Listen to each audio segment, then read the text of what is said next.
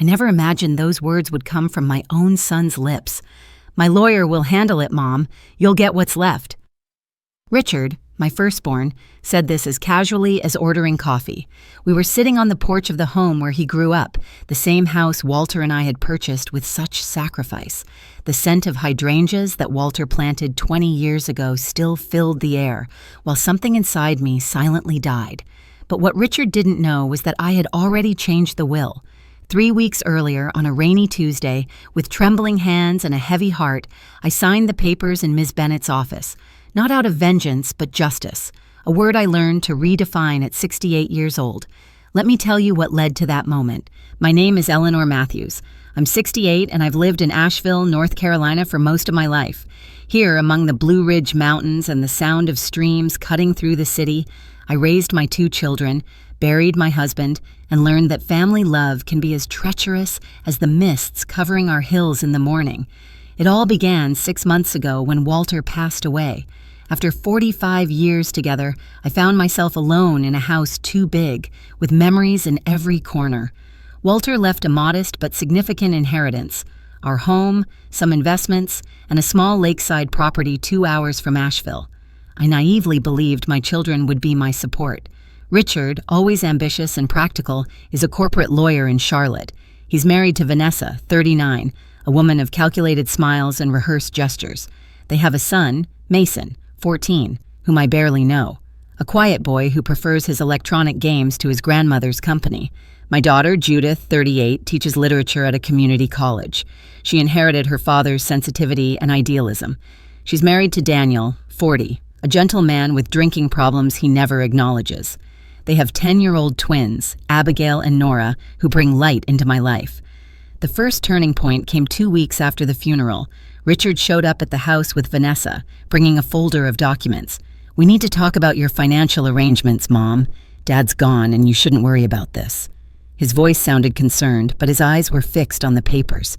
Vanessa smiled, placing her hand over mine. "We just want to help, Eleanor." That night, I signed a power of attorney giving Richard control over my finances. My first mistake. I believed it was protection. It was, in fact, the beginning of a silent siege. A month later, Richard suggested selling the house. "It's too big for you, Mom. Too many stairs, too many memories." He had already found an interested buyer, a colleague who offered a fair price. The money would be invested to secure my future. I refused. The house was where Walter and I built our life. Every mark on the wall, every creaking floorboard told our story. That's when Richard's tone changed, subtly at first, less frequent calls, visits always in a hurry. And then, the second blow, I discovered he had tried to list the house with a realtor, using the power of attorney I had signed. When confronted, he said it was just an exploratory consultation. During this time, Judith came regularly. Her visits were a balm. We talked about books, memories, the future. She was the one who noticed I seemed more fragile, more insecure. "Mom, what's happening?" And on a rainy afternoon, while the twins slept upstairs, I told her everything. "He can't do this," Judith said, indignant. "This house is your life." That night, I had a nightmare where I was locked outside my own home, looking through the window as strangers occupied the rooms. I woke up suffocated by fear. The third turning point came when I found the correspondence.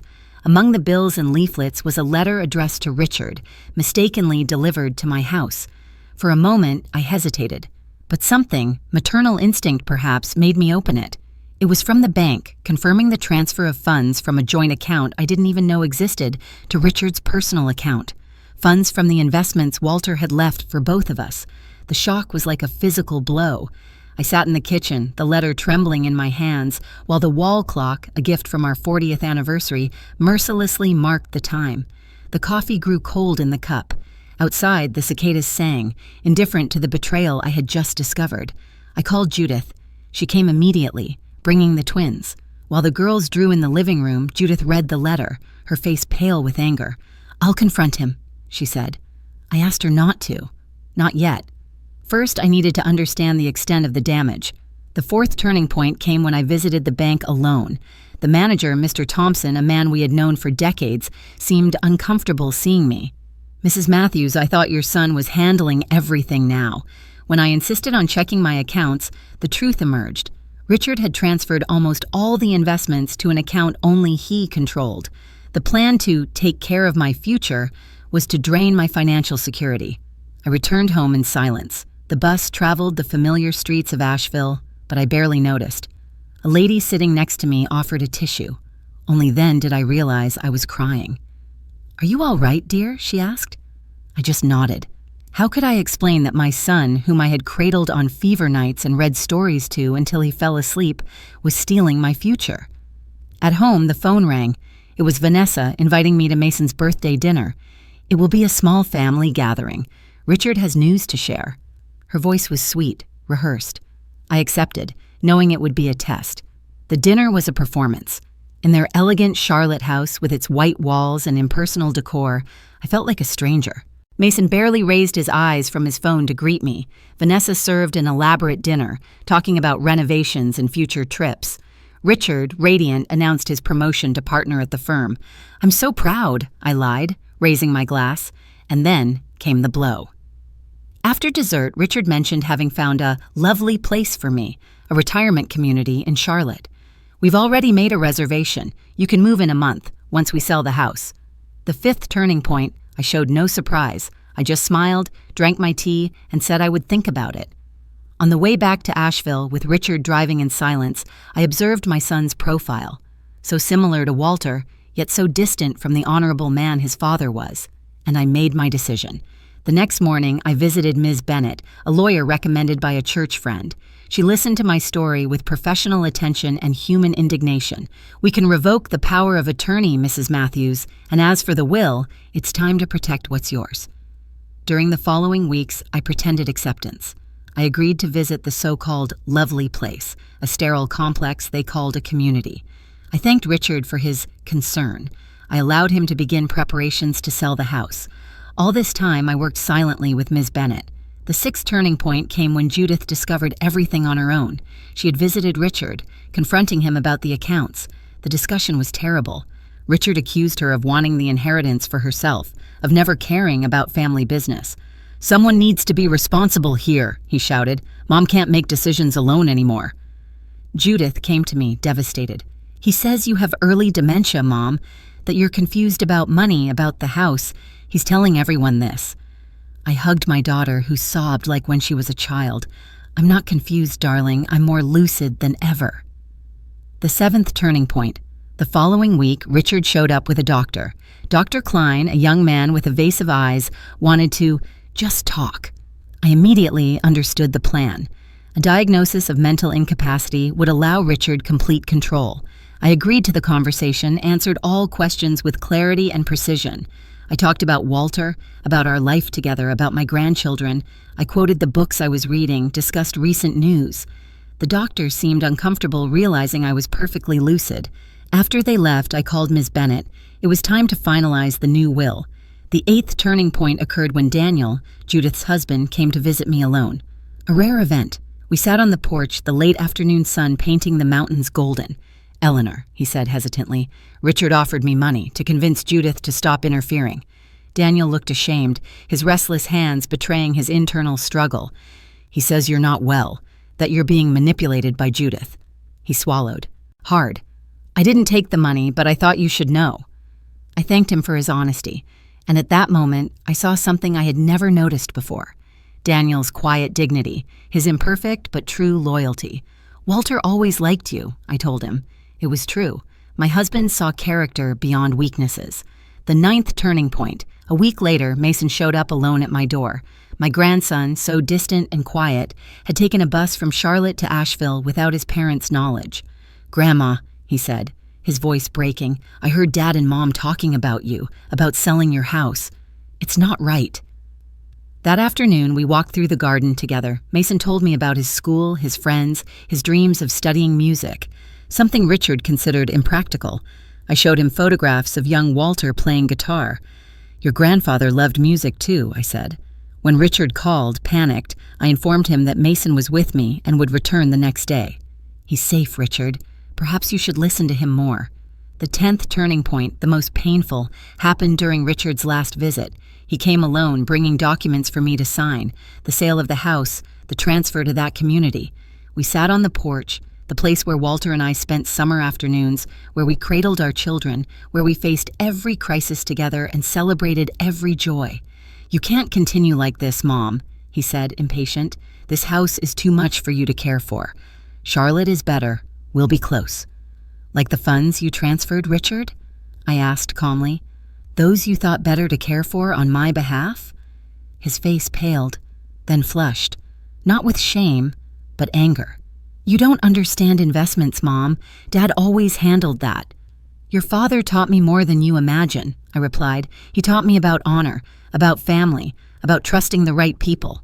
That's when he said it, the words I never thought I'd hear. "My lawyer will handle it, Mom. You'll get what's left."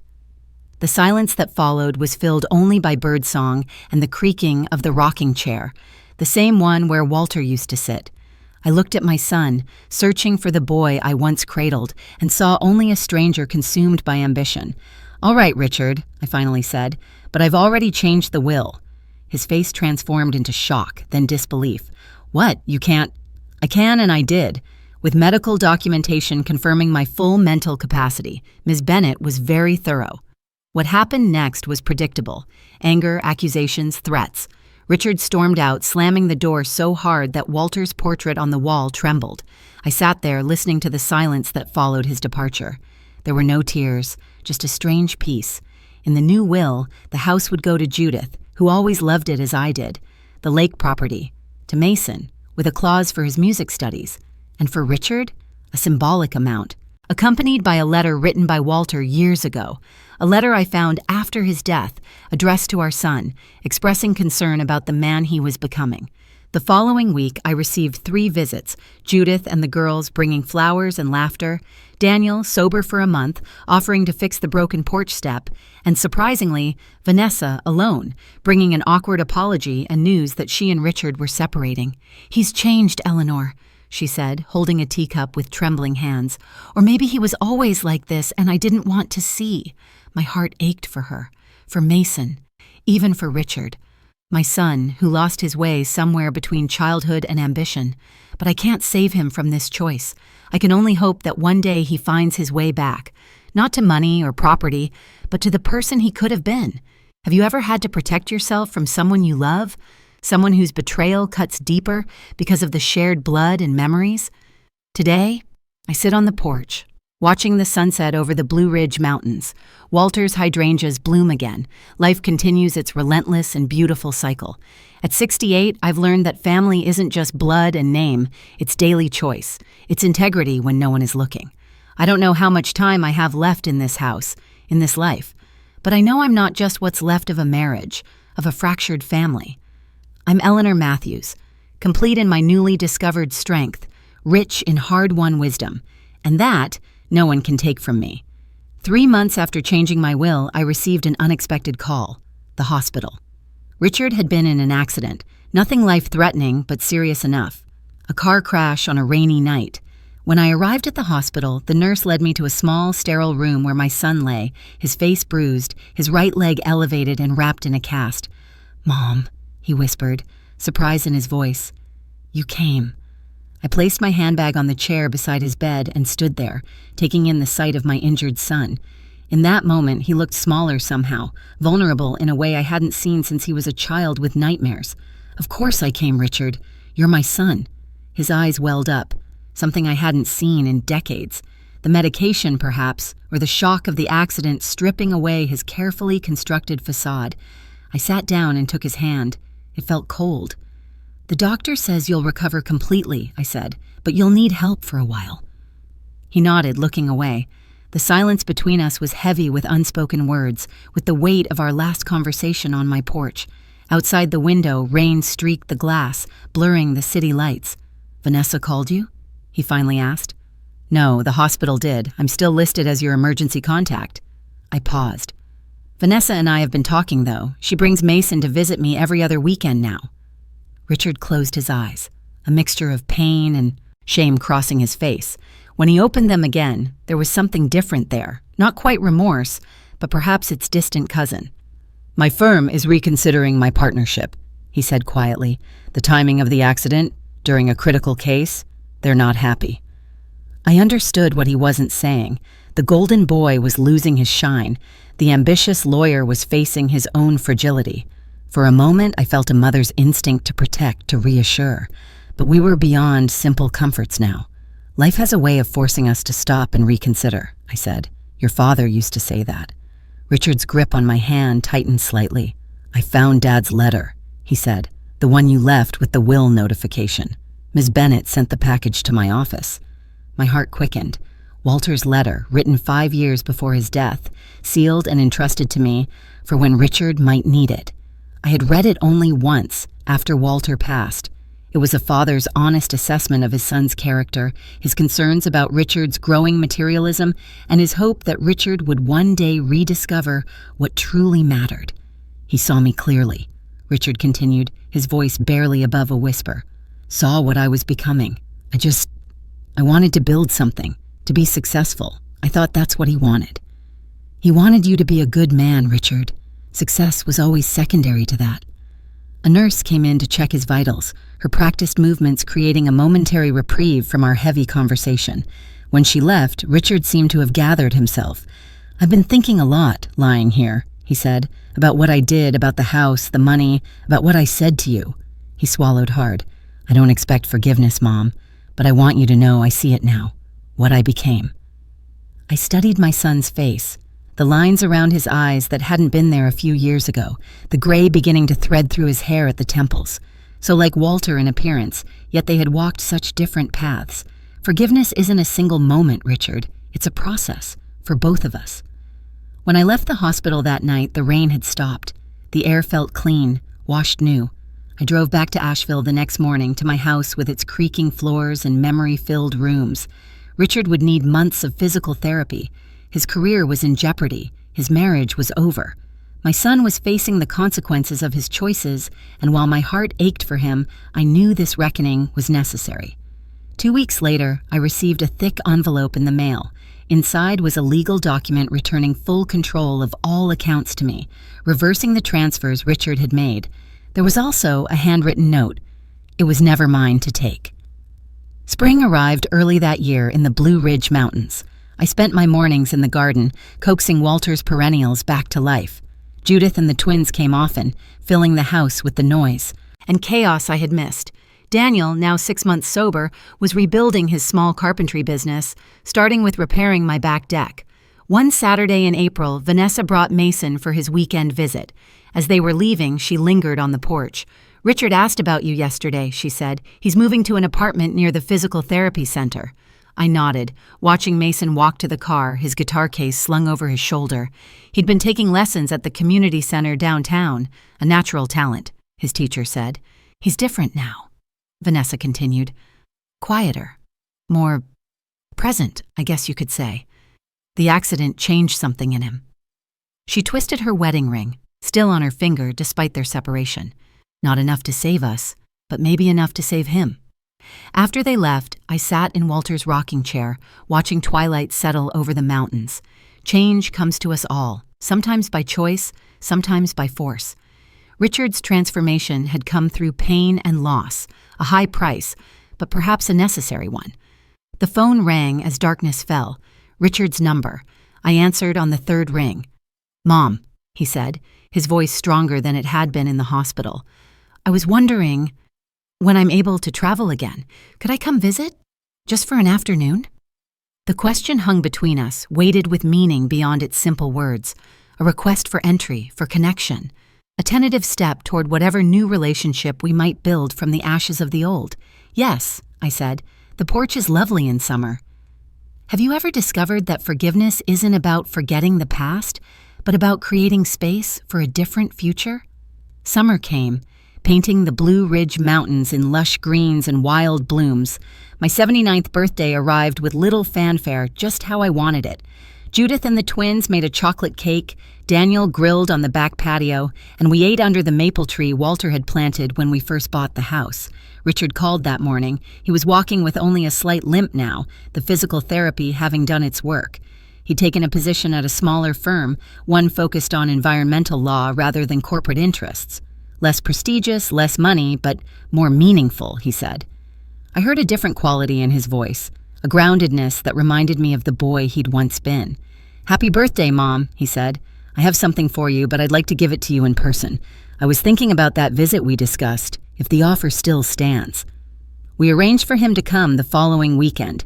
After hanging up, I sat in the garden for a long time, watching butterflies dance around Walter's hydrangeas.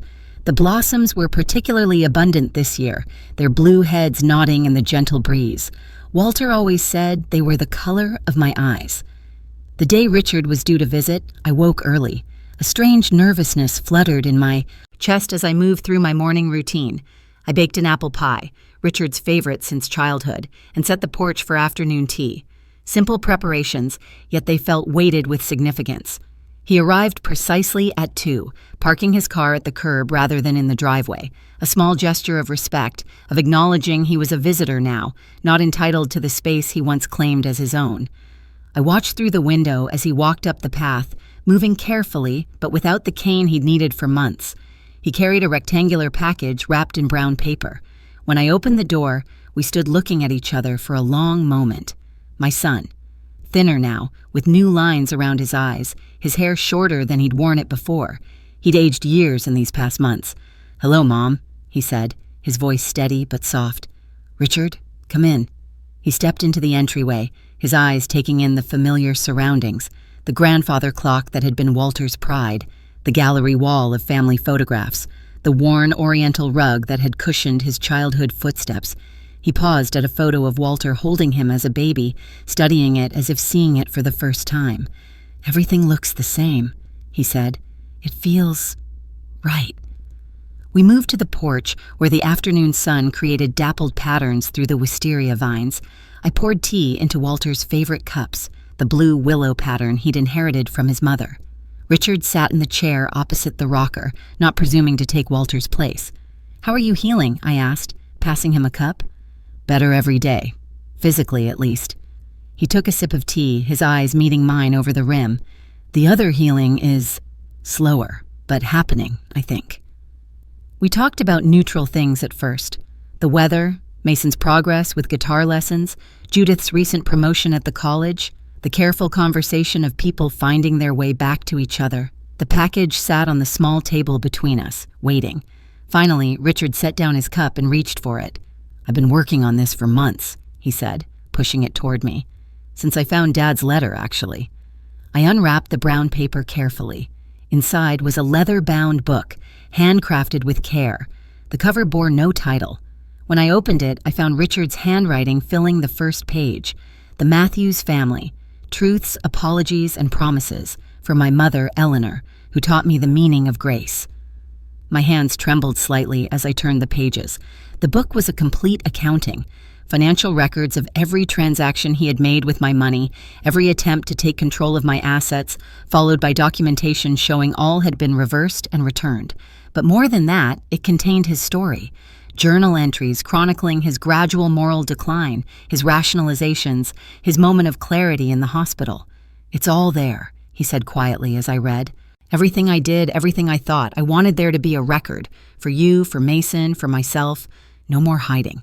The final section of the book contained copies of legal documents, a trust he had established for Mason's music education, funds set aside for Judith's twins' college expenses, and a foundation created in Walter's name to support elderly individuals facing financial exploitation. "I can't undo what I did," Richard said as I closed the book, "but I can try to create something better from it." I placed my hand on the leather cover, feeling the weight of its contents. Not just paper and ink, but a son's attempt at redemption. "This couldn't have been easy," I said. "It wasn't supposed to be." Richard leaned forward, his eyes, so like Walter's, holding mine steadily. "Mom, I don't expect this to fix everything between us. I know trust, once broken, doesn't mend easily. But I want you to know who I am now, eyes wide open.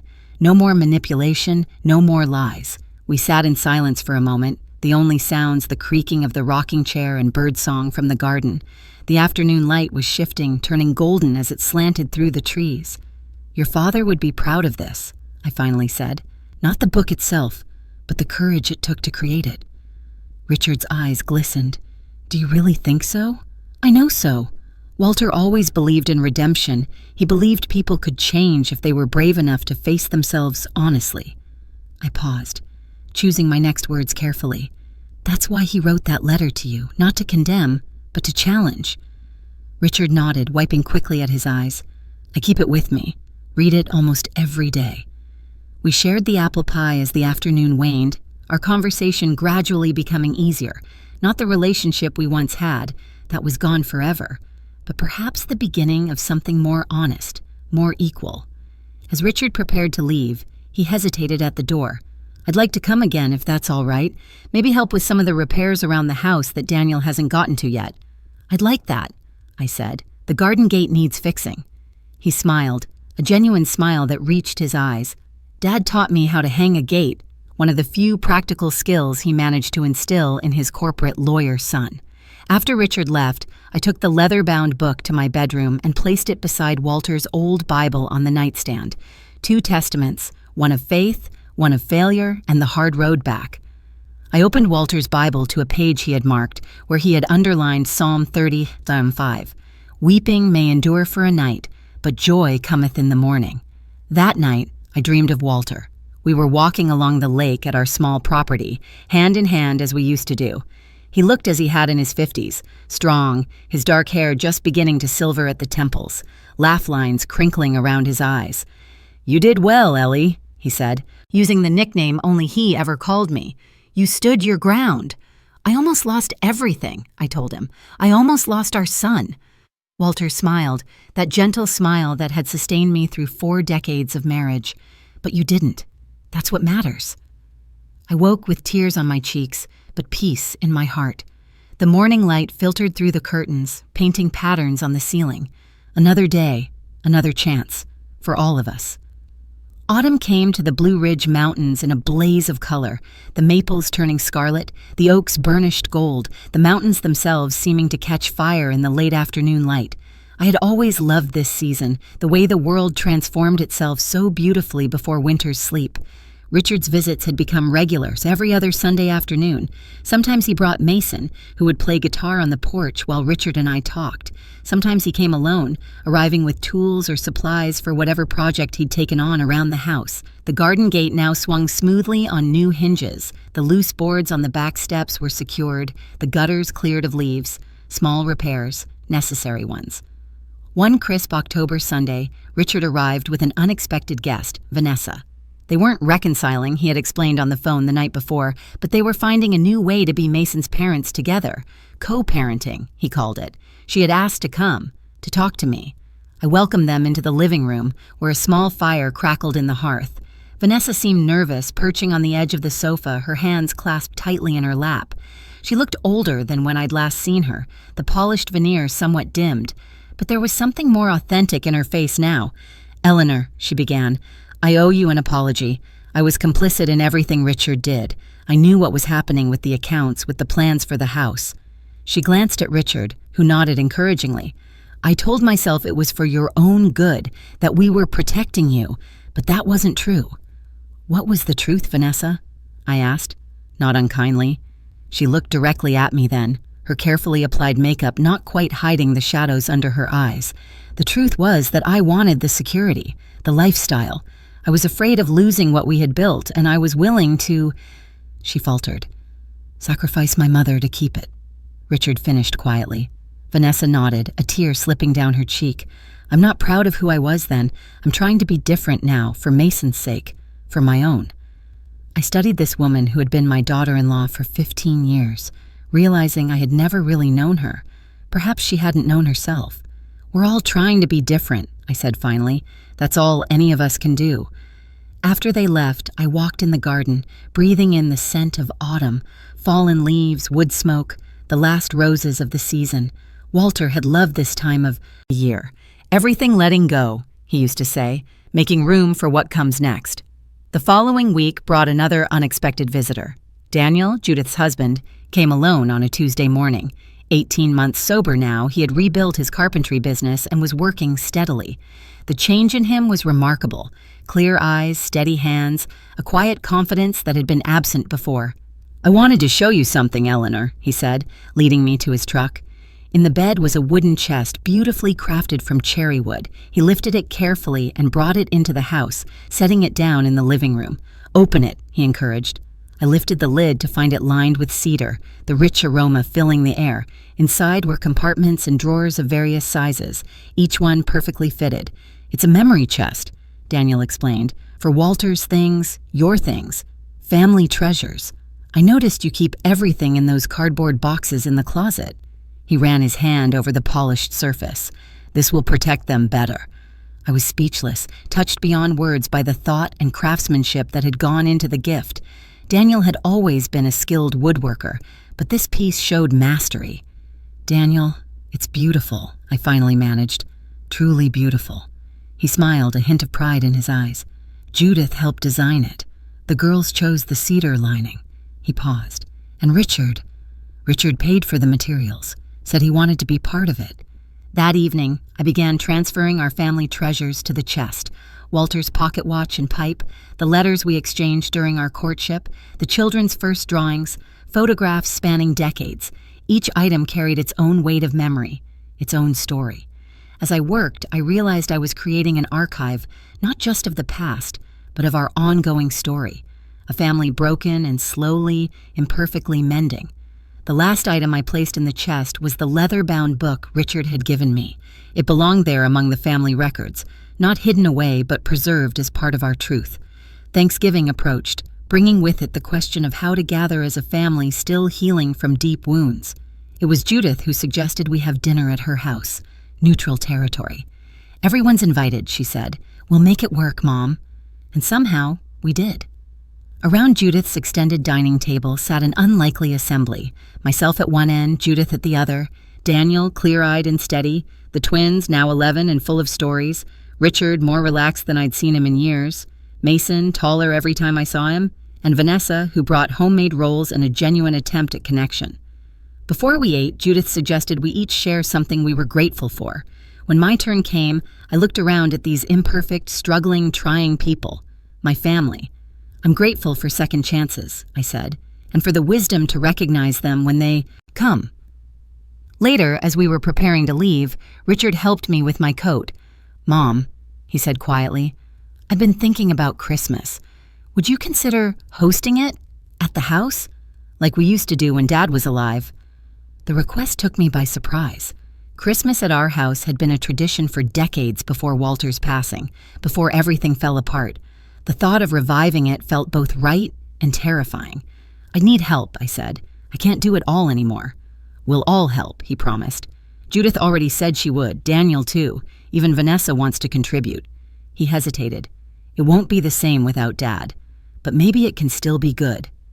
That night, I dreamed of Christmas past, the house filled with light and music, Walter carving the turkey, the children opening presents, snow falling gently outside the windows. In my dream, I moved between past and present, seeing the ghosts of who we had been and glimpses of who we might become. When I woke, I knew what I wanted to do.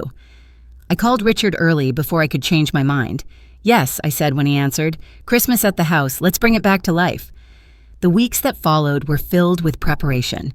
Judith and the twins helped me decorate, bringing boxes of ornaments down from the attic. Daniel repaired the old nativity scene Walter had carved years ago.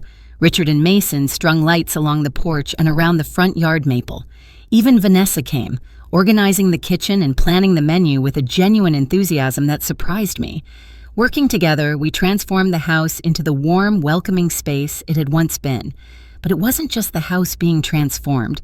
As we hung ornaments and untangled light strings, as we laughed over old memories and created new ones, something was healing in all of us. Christmas Eve arrived with a light snow, rare for Asheville. I stood at the living room window watching it fall, thinking of all the Christmas Eves Walter and I had shared. The house was ready. The tree glowing with lights, presents stacked beneath it, the dining table set for dinner. In a few hours, everyone would arrive. "I wish you could see this, Walter," I whispered to the empty room. "They're finding their way back." The doorbell rang just as dusk was falling. Richard, arriving early as promised to help with last-minute preparations. He carried a small package wrapped in silver paper. "This is for you," he said. "I wanted to give it to you privately, before everyone arrives." Inside the box was a silver frame, and in it, a photograph I had never seen before. Walter in his workshop, teaching a young Richard how to use a plane on a piece of wood. Both were focused intently on their task, the resemblance between father and son striking in profile. Daniel found it when he was helping Judith clean out their attic, Richard explained. It must have been in a box of Dad's things that got mixed in when we moved some furniture years ago. I traced Walter's face with my fingertip.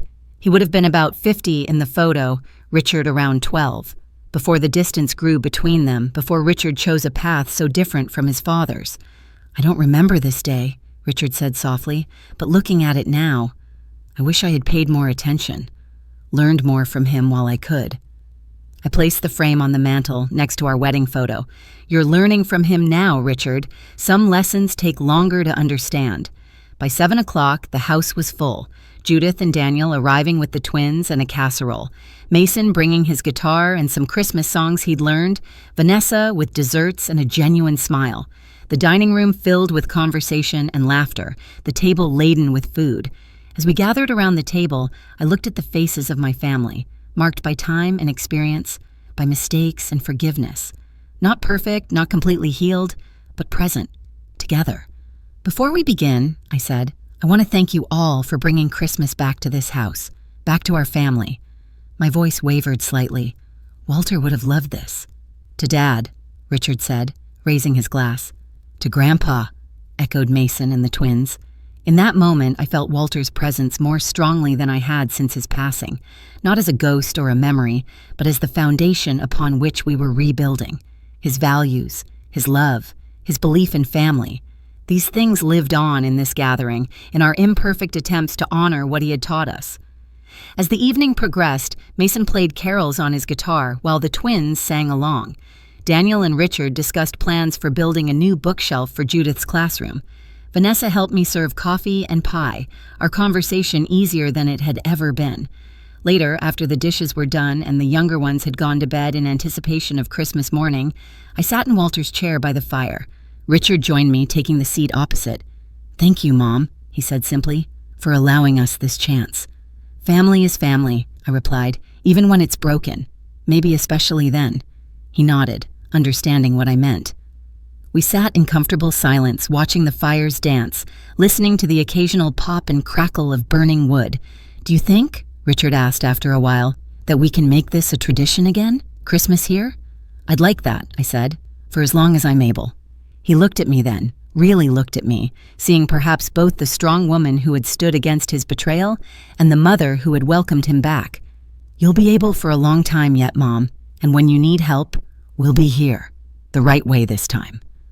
I believe him, not with blind trust, that's gone forever, but with the measured faith that comes from watching someone work hard to change, to make amends, to become better than they were. Outside, snow continued to fall, covering Asheville in a blanket of white. Inside, the house was warm with family, with forgiveness, with the slow, patient work of rebuilding what was broken. At 79 years old, I've learned that love isn't always easy or straightforward. Sometimes it's complex and difficult, requiring more courage than comfort. But I've also learned that it's never too late for a new chapter, never too late for healing to begin. My name is Eleanor Matthews. This is my family, imperfect, wounded, healing. And this, finally, is our peace. If this story touched your heart, remember that forgiveness isn't forgetting. It's choosing to create space for a new story to be written. Sometimes the most powerful thing we can do is to stand our ground with dignity, while still keeping our hearts open to genuine change.